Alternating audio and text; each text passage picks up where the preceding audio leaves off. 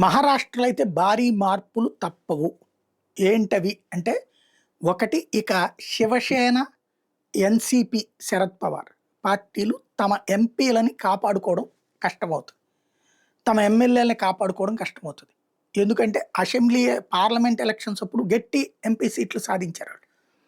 అది నమ్ముకునినే అసెంబ్లీలో ఇక మాదే విజయం అన్నారు. తీరా చూస్తే పార్లమెంట్ ఎలక్షన్స్ అప్పుడు దెబ్బతిన్నటువంటి భారతీయ జనతా పార్టీ ఆ లోపాలను గమనించి అసెంబ్లీ టైంకి ప్రిపేర్ చేసుకుంది. దాంతో కొట్టిన దెబ్బ మామూలు దెబ్బ కాదు. అసెంబ్లీ ఎన్నికల్లో 2/3 మెజారిటీ వచ్చేటప్పటికి అసలు కనీస పోటీ లేకుండా ఖర్చు అయిపోయినటువంటి పరిస్థితి వీళ్ళ ముగ్గురిది అయింది.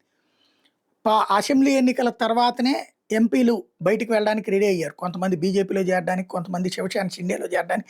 శరద్ పవార్ పార్టీకి సంబంధించినోళ్ళు ఇటు అజిత్ పవార్ దాంట్లో. అందుకనినే శరద్ పవార్ తెలివిగా అజిత్ పవార్‌ని మళ్ళీ కలుపుకొని పూణే ఇట్లా 3 మున్సిపాలిటీల్లో కలిపి పోటీ చేశారు. అజిత్ పవార్, శరద్ పవార్ కలిసి. తీరా చూస్తే ఆ 3 చోట్ల వీళ్ళిద్దరూ కలిసిన ఏది ఓ పక్కన కూటమిలో ఉంటూ మళ్ళీ అక్కడ కలిసి పోటీ చేశారు. ప్రత్యర్థులతో చేతులు కలిపాడనమాట అజిత్ పవార్. అయినా ఆ 3 చోట్ల భారతీయ జనతా పార్టీ గెలవడం ద్వారా అజిత్ పవార్‌కి కూడా చాచి చెంప చెల్లుమనిపించినట్టయింది.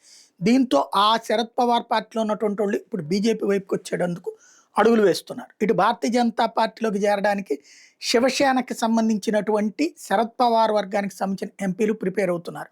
ఎందుకంటే షిండేకి బలం ఉంది కరెక్టే, కానీ మహారాష్ట్రలో ఎస్పెషల్లీ ముంబైలో సెకండ్ ప్లేస్‌లోకి ఉద్ధవ్ థాకరే పార్టీ వచ్చింది 63 స్థానాలు. షిండే పార్టీ 29 స్థానాలతో సరిపెట్టుకుంది. అంటే షిండే కంటే కూడా ముంబైలో వచ్చేటప్పటికి ఇటు ఉద్ధవ్ థాకరేకే బలం ఉంది. దానికంటే భారతీయ జనతా పార్టీకి బలం ఉంది.